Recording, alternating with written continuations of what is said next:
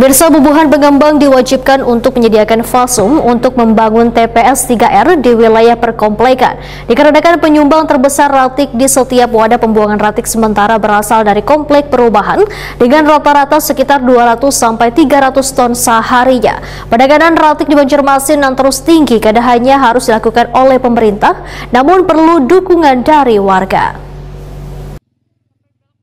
Bubuhan Pengembang diwajibkan untuk menyediakan fasum untuk membangun TPS 3R di wilayah perkomplekan. Dikarenakan penyumbang terbesar ratik di setiap wadah pembuangan ratik sementara berasal dari komplek perumahan dengan rata-rata sekitar 200-300 ton seharinya. Demikian dipadahkan Wali Kota Banjarmasin Ibnu Sina. Waitakoni Prima TV tengah hari Rabu 23 Oktober 2024.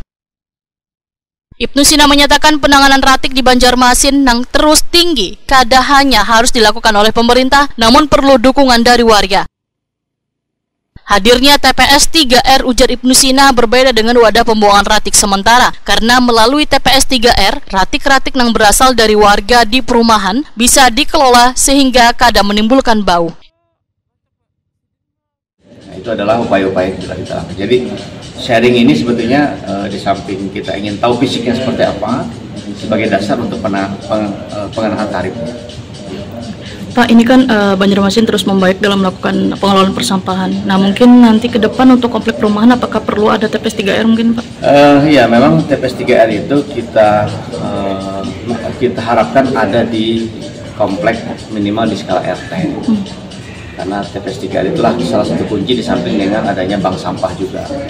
Makanya setiap pengembang kita wajibkan adanya pasos dan pasum. Nah, tapi kita janji ya Bapak Ibu, semua warga kota, kalau misalnya ada sebuah komplek perumahan dan sudah ada pasos, fasilitas sosial dan pasum untuk sampah, ya kita sama-sama komitmen untuk melaksanakannya. Kadang-kadang kalau perumahan itu sudah disebutkan di situ adalah pasumnya untuk TPS 3R, ya perumahannya nggak laku, ya kan?